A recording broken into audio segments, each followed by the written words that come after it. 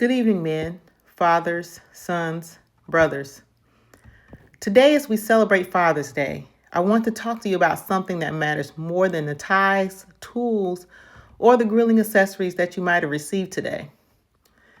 I want to talk about the father you were meant to be, not the one society told you to become. My name is Angela R. Strong, and I've spent 27 years in the military and countless hours working with men who thought that they had to carry the weight of the world in silence. Today, I'm here to tell you that the strongest thing that you can do as a father isn't to bear that weight alone. It's to teach your children a different way. Let me share some numbers that should shake us to the core.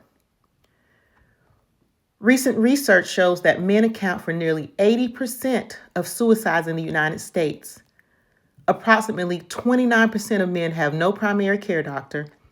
Men are significantly less likely to seek help for mental health issues than women. And that's not because they don't suffer, but it's because they've been taught that suffering in silence is somehow noble. It's not. And here's what hit closest to home. 10% of new dads experience paternal postpartum depression, jumping to 50% when their partner is also struggling. First-time fathers are calling mental health hotlines in record numbers. They're reporting anxiety, emotional fatigue, and relationship strain. These aren't just statistics. They're our brothers, our friends, our sons. They're us. But here's what the numbers don't tell you. Behind every one of these statistics is a man who was taught that his emotional life doesn't matter, that his struggles weren't valid, that being man enough meant suffering alone.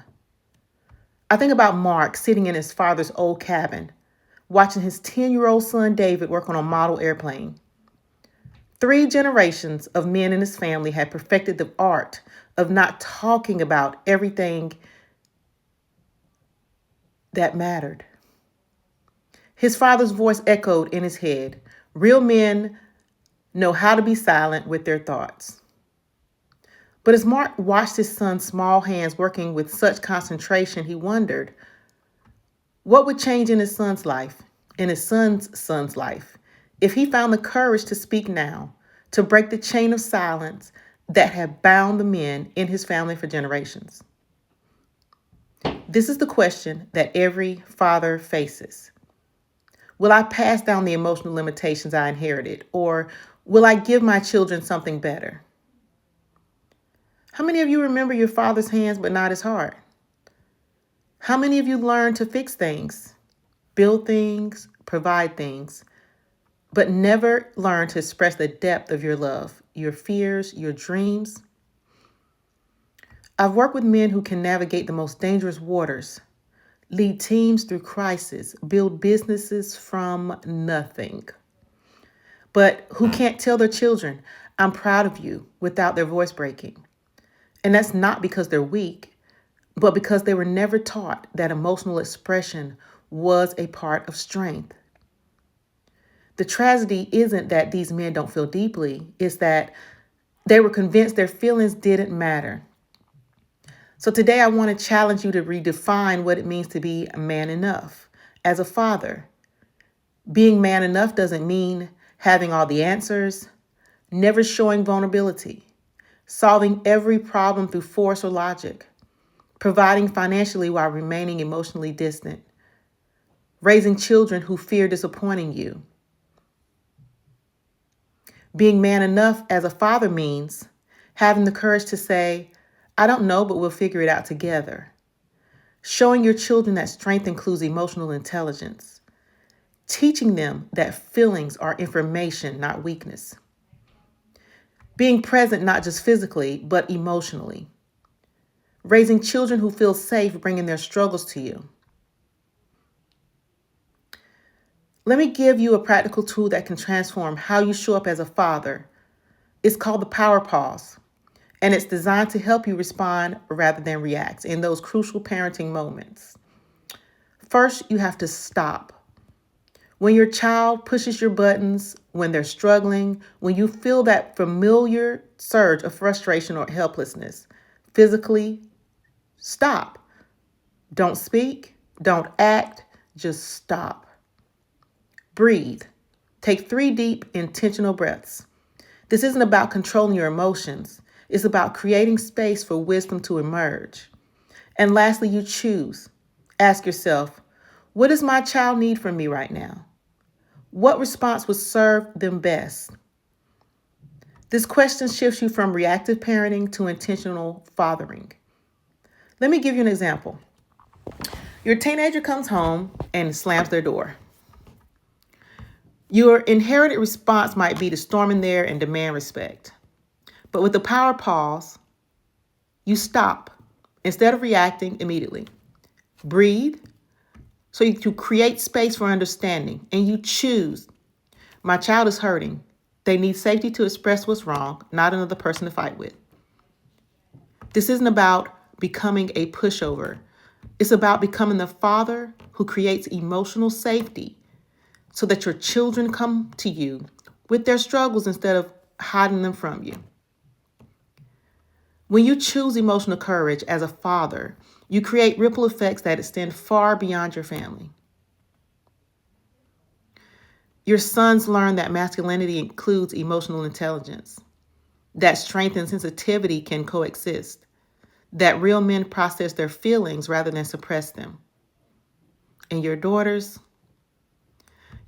learn what healthy masculinity looks like, setting the standard for the men they'll choose to have in their lives. Your community benefits from children who grow up emotionally intelligent, who can navigate conflict constructively, who contribute to society rather than just competing within it. Future generations inherit emotional freedom instead of emotional limitations. I want you to imagine something for me.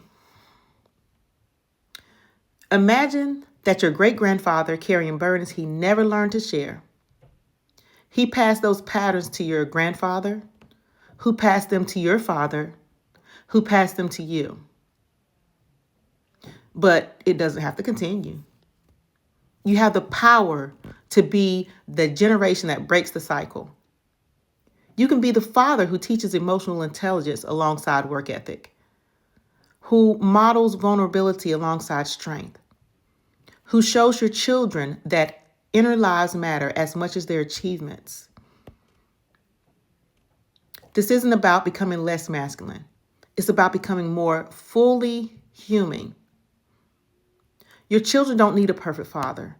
They need an authentic one. They need a father who apologizes when he makes mistakes, shows emotions appropriately, asks for help when he needs it, talks about his struggles in age-appropriate ways, demonstrates that growth is a lifelong process. They need a father who shows them that strength isn't about having no problems.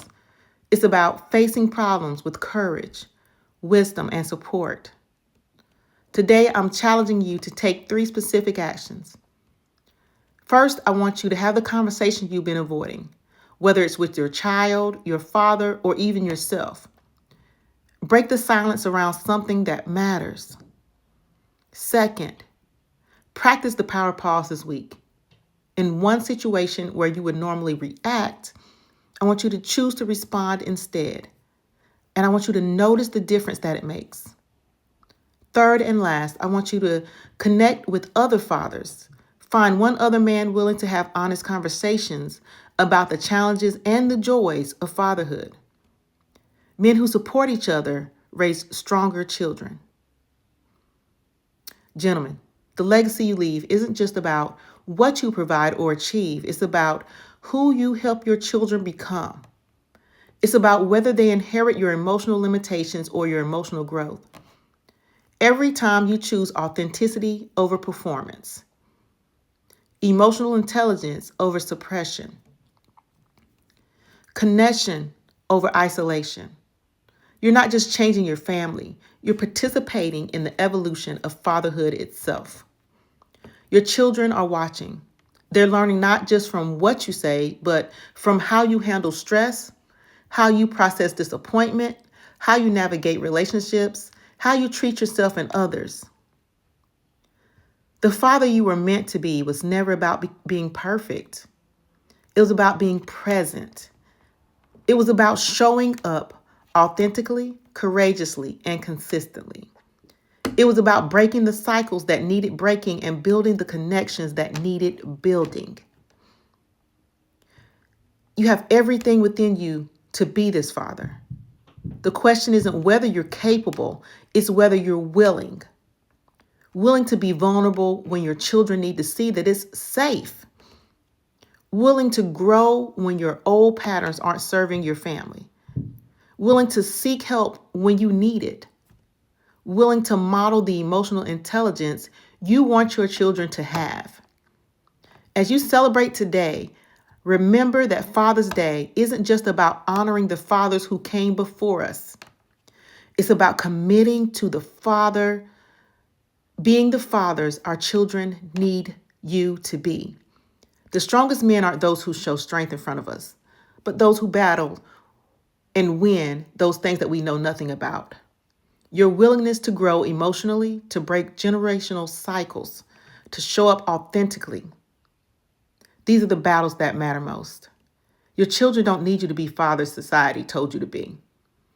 They need you to be the father that you were meant to be. Emotionally intelligent, authentically strong, courageously vulnerable, and deeply connected. The father you were meant to be is waiting. Your children are waiting. Your legacy is waiting. Happy Father's Day, men. Now go be the fathers this world desperately needs. You are loved, you are seen, and you are heard.